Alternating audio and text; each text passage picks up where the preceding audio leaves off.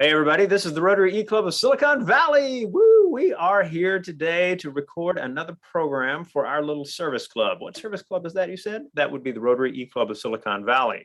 We are part of Rotary International, 1.2 million members around the world, 36,000 clubs. These folks get together and they figure out, hey, how do we make the world a better place? Locally, globally, this kind of thing. I could go on, but I won't, because we have a cool presentation on the way for you today. Our presenter is Dan Peterson. You've read his intro coming in, but for those of you who are like, too long, didn't read because you're intimidated by a paragraph or whatever it may be. Former basketball coach, all-around good guy, spent some time with the Memphis Grizzlies organization and is the founder, I believe, or co-founder. Dan, founder or co-founder?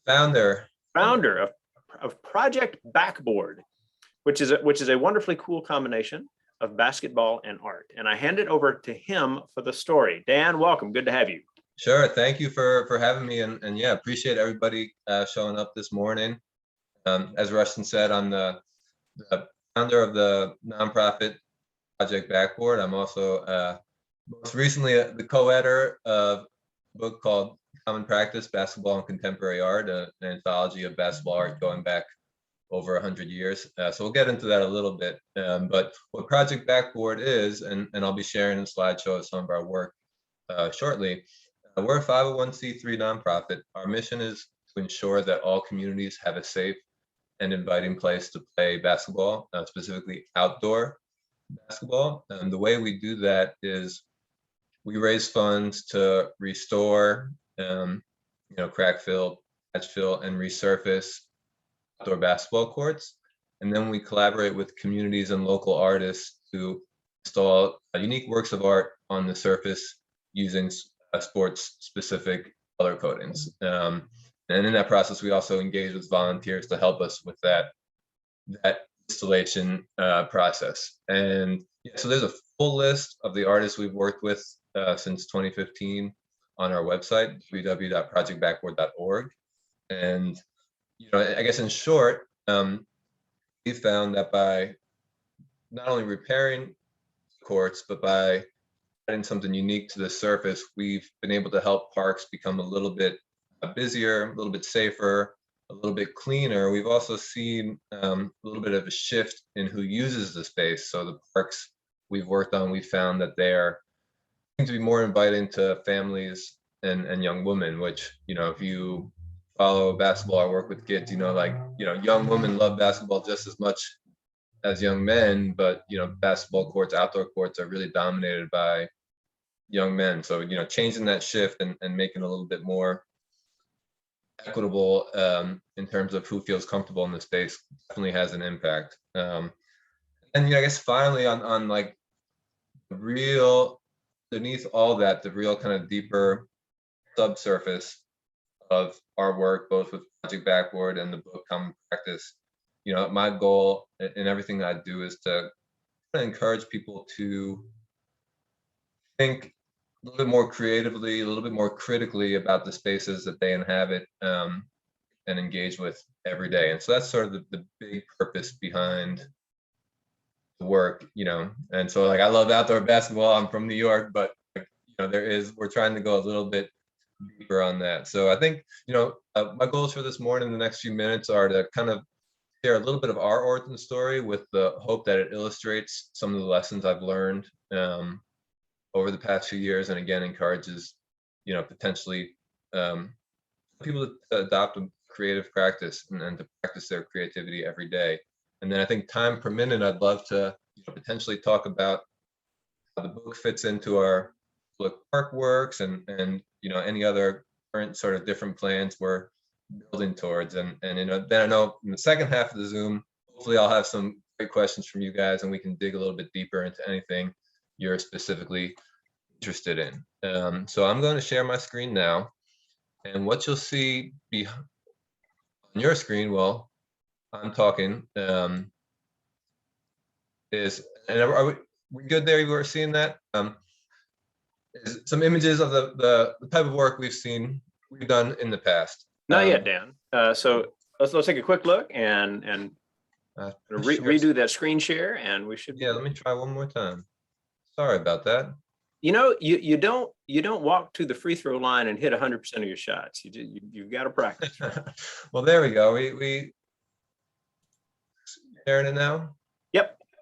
All right. Well, again, apologies. I'm going to go back to the beginning here, and yeah, I'll put that on full screen. But you'll see those images. But yeah, so I grew up in New York. I grew up loving and playing outdoor basketball. I was a Knicks fan, and basketball was how I spent all my time, and my favorite basketball was outdoor basketball. That said, I remember being in school, and my favorite classes were art classes. But because I spent all my time playing basketball outside of school, I didn't know anybody who made art. I didn't know anybody who owned art. I didn't see any connection between the two spaces. And I even remember thinking, my favorite class is art.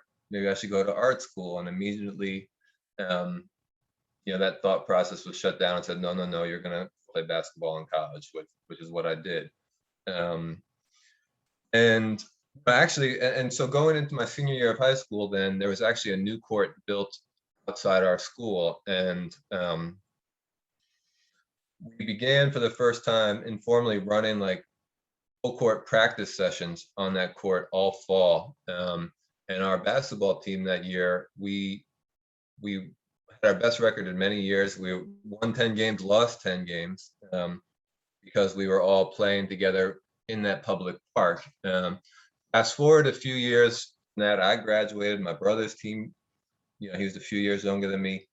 Their team actually went 21-3 and lost in the state semifinals, which is the best our school had ever done. And I think, and of that, the kids from that few year period, like a half a dozen went on play basketball in college. And I think the building of a new court had a significant impact on that.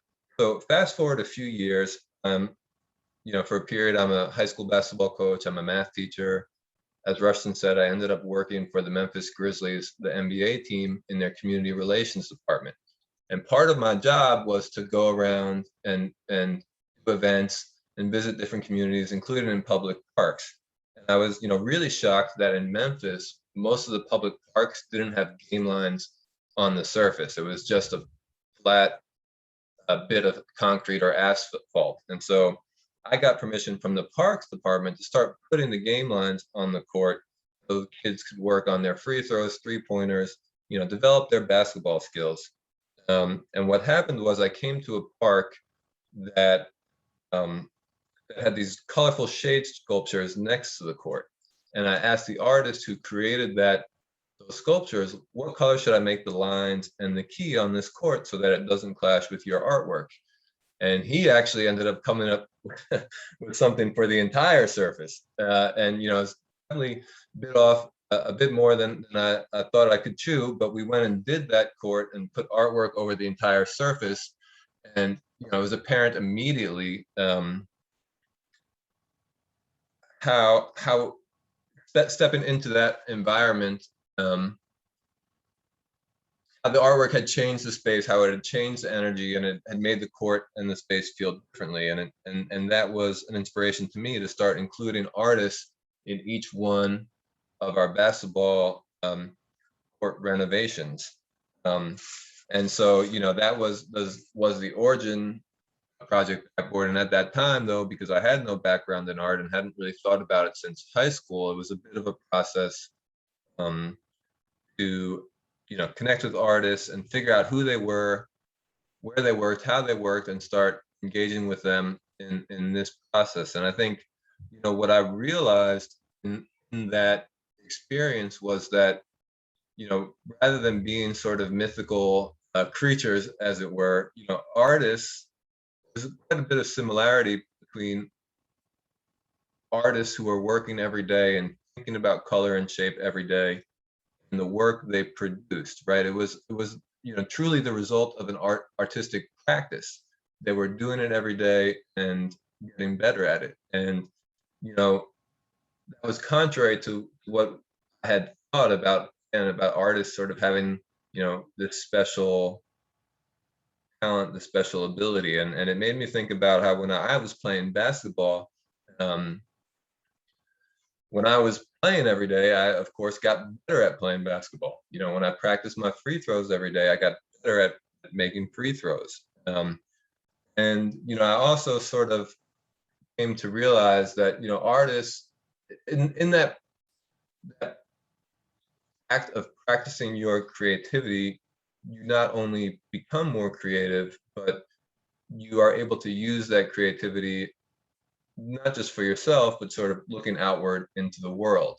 And so I think for a lot of people growing up, you know, potentially in a challenging environment or in a, you know, really any environment where it's their space, their life is not exactly what they want it to be, and the examples they have in front of them are not always all positive. It does in fact take creativity to imagine a future that's different from the future that you see around you. And so for us, with both the work we do with Project Backboard, raising the funds to not only create a better place to play a better surface for basketball itself, but adding these, you know, museum quality works of art to the surface, and then also, again, with the anthology, the book, you know, putting these artworks together in a place where, you know, if it was a book I had encountered in high school, I might have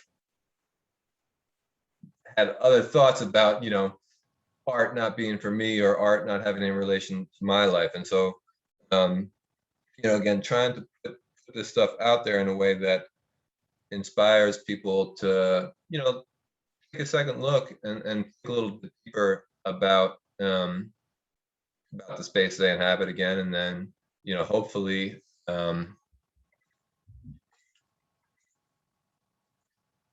also adopt creative practice and understanding that creativity is not something that you've been blessed with or not. It's something that everybody has, and that as you use it, it really does become a tool that you can use again and again, and that you can rely on to enhance not only your life but the lives of people around you. So yeah, that's sort of our origin story. Our website, again, projectbackboard.org. There's a lot of video, a lot of content on there that shows some of our work in action and shows how, you know, we engage communities in different ways. And, you know, I encourage you, in addition to, you know, the discussion we're about to have, if you're interested in learning more after today, to browse through there and you know, get a chance to experience some of what we've done in communities around the country. It's a plan, Dan. Fantastic work. I love this stuff. I want to introduce the folks that we have in the group, and then we'll jump into questions. So from our club, we have in Italy, Cecilia Babkirk, right? In Walnut Creek, Shag Shagrin, the club paella master. Not currently with camera on, but a fine example of humanity is Manu in Germany.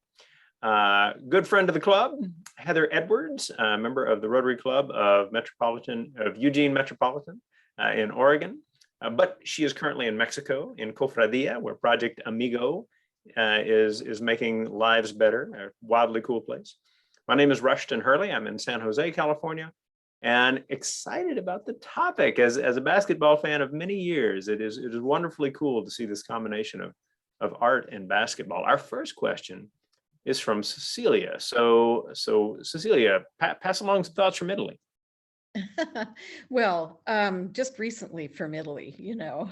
But Dan, this is very cool. And I'm sure that you just don't go out there with a paintbrush and start putting color on the ground.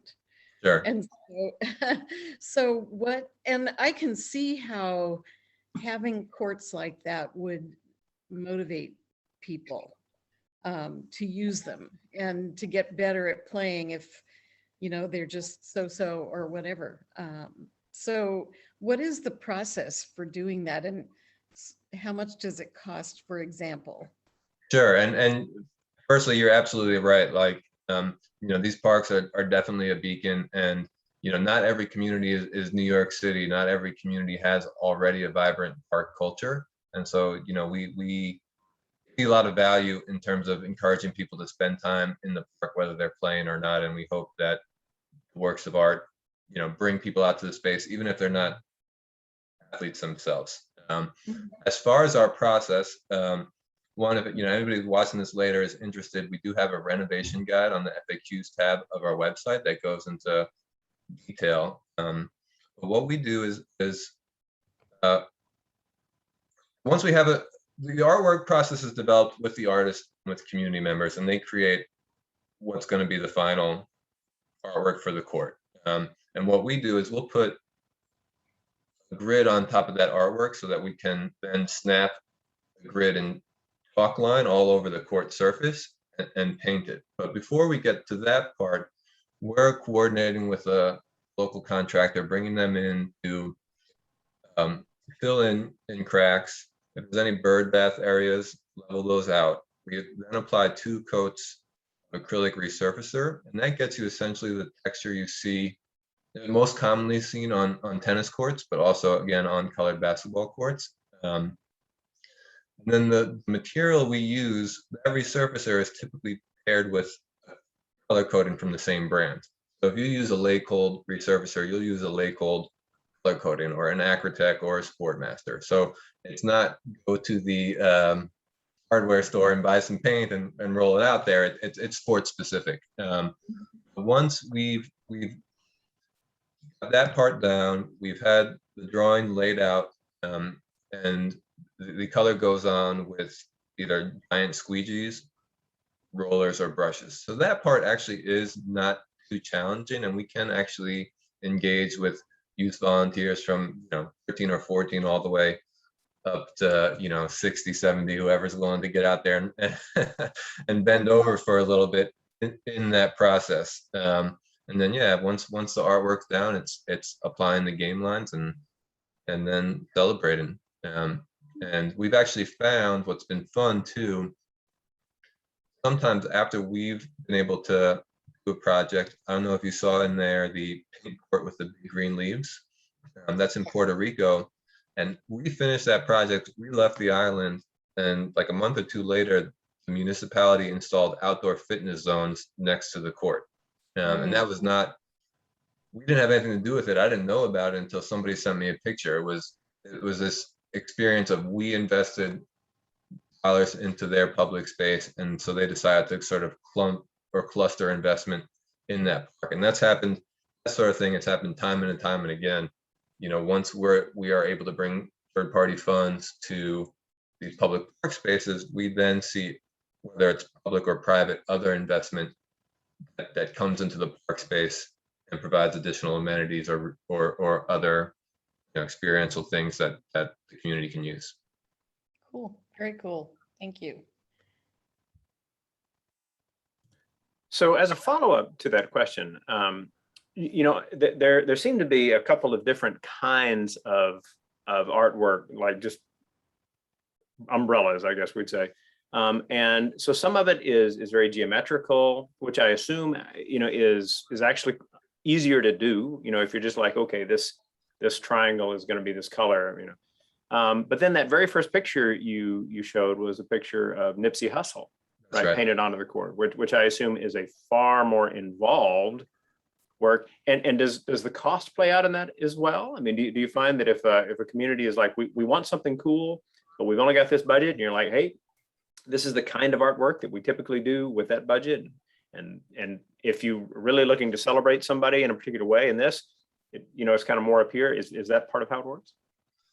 Yeah, and so the Nipsey Hussle court is more or less the only court of that style. I shared that first because I love the quote on the court. And if you didn't see it, the quote, it says, highest human act is to inspire. And so I think that really speaks to what we're trying to do, right? If a new basketball court is great, if there's not some deeper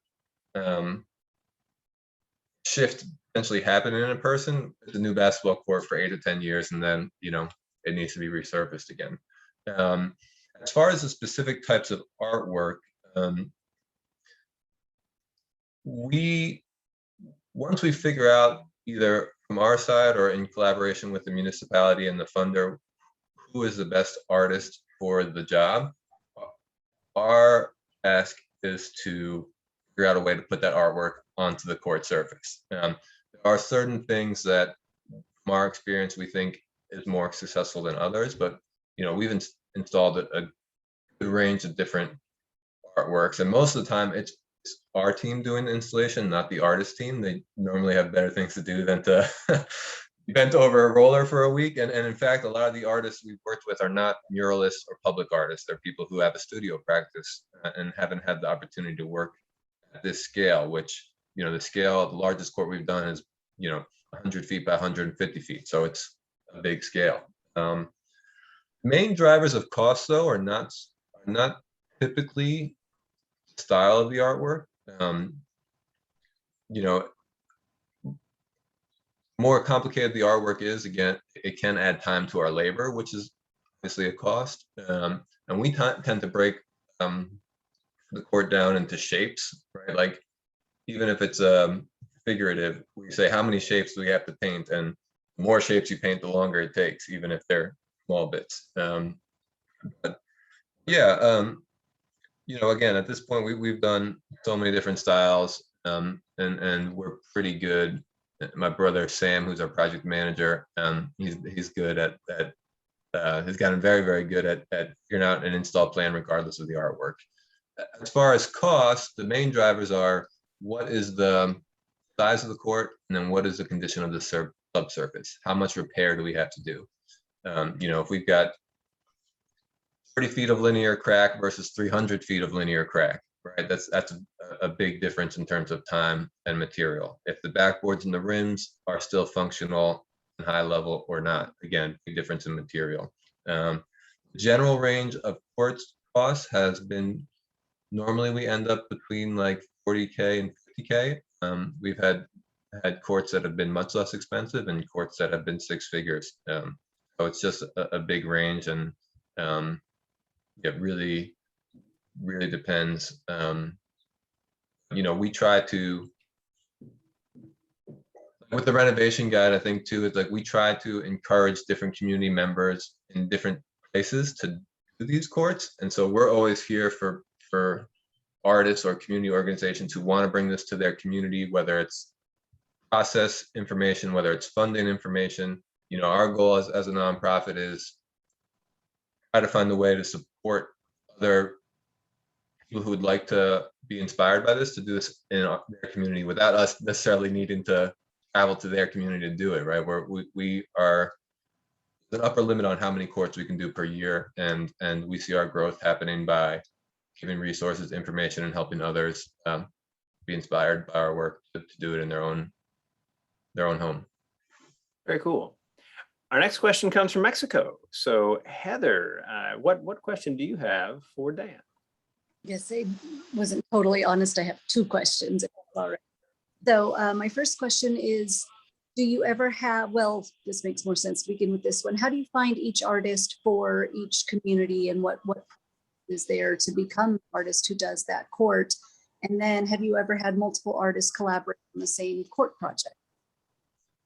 Yeah, so we find artists in many different ways. We've had courts, we keep a running list of, like, if we see a cool artist online, on social media, in a magazine, whatever, we just keep a list of by city, like, oh, this person would be great to work with. So we have like that sitting in the side. We hear from a lot of artists who are interested in working together, reaching out to us, and some artists actually who have reached out like, hey, we'd love to work with you, and we want to work on this court in our community, and we've actually helped them raise the funds to do the court that they grew up playing on, which has been fun. And then, as far as narrowing down who, like, say we're working in, spoke about Oakland, say we're working in Oakland, there's a huge artist community of a lot of really great, talented artists, and it's usually just a conversation between us and the funder and the municipality about whose work is going to be most effective in this particular neighborhood. We don't typically do like artist contests, and we haven't we haven't done a court where there has been multiple artists in the same space. We've tended to, if we've got a park, turn it over to one artist and let them kind of do their thing. I do think it's possible for that sort of approach to be successful. Say you have two courts next to each other, or you want to split a court into two halves and give each artist one half.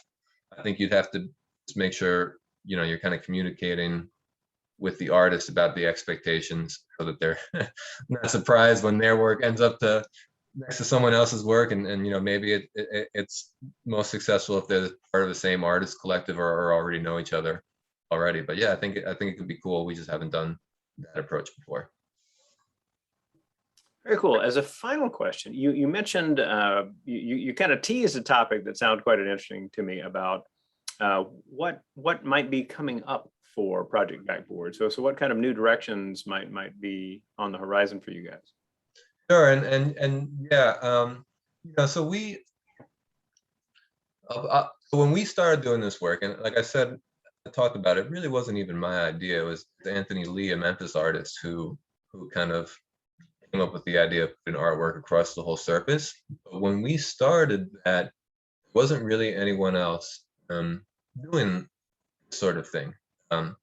In the past 6 years, we've seen, you know, literally hundreds of people follow our example, and many of those people have reached out for us for, you know, assistance, and a lot of people have seen our work and have just done it on their own, which is, you know, terrific. And so I think, you know, we're always thinking about, okay, you know, we've kind of put this idea into the world. It's been successful. People have been able to raise money to invest in public parks. How can we continue, you know, being out in front of things and continue to inspire people, right? To continue to do something new. And it's not just you know, working with a new artist every time, but, you know, coming up with things like, again, the book, some of the slideshows images were from this book. You know, this is really, as part of this book, we actually got process. We were able to get 150 copies donated to school, community, and prison libraries through an organization called Art Resources Transfer. So if you're a librarian or know a librarian, they can put Art Resources Transfer and request a book for their local library. So just, you know, trying to think of ways to extend our reach beyond just communities we can reach, but, you know, a book can travel a lot further, right? And there's many more of them books than courts, right? So we can get this idea of critical creative thinking, you know, by connecting sport and basketball, art and basketball into different hands. I think beyond that, Rustin, I think we're looking to do more publications, you know, be able to work with more artists than we currently have courts for, and do different things with them. I think you saw some photos of some gymnasiums in the slideshow.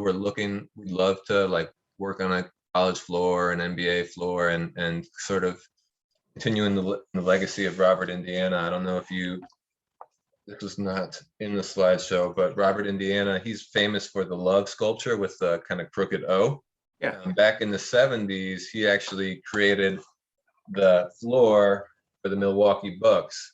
And this was based off of Robert, Indiana lithograph that he created specifically for the team. And so that court was taken out of the arena in the mid 90s, but, you know, we feel like we'd love to answer that. Continue that conversation that Robert, Indiana started and kind of hasn't been taken up since. And then, you know, again, like the things we're thinking about all the time is, you know, can we move beyond just the court surface and into the surrounding environment, bring some cultural elements into different ways. But the core of it, I don't know if we're ready for the last word yet, so maybe I'll end up having to repeat myself, but I think the core of it is like convincing people that creativity is not exclusive to one type of person or to a certain group of people, and that, you know, it can be practiced and developed, and then inspiring people to practice their creativity, right? If I'm a math teacher who can go on to run a public arts organization, right? Like I feel like there's a whole world of experiences people could create if they were open to creativity being a part of their daily life. Fantastic. Well, we'll let that be the last word. For all of you who are joining us, thank you for taking time. We hope that you learned something cool as a part of this. You're inspired to see new possibilities in your community. And Rotarians, please let us know you were here. A little down the page, you'll find an attendance form. Please sign up on that. And then at the bottom of the page, you'll see our forum. Please leave your thoughts on what struck you as interesting about this presentation, about any of the content of the meeting at all. From the Rotary eClub of Silicon Valley, we thank you for joining us, and we look forward to seeing you next week. Thank you, everybody.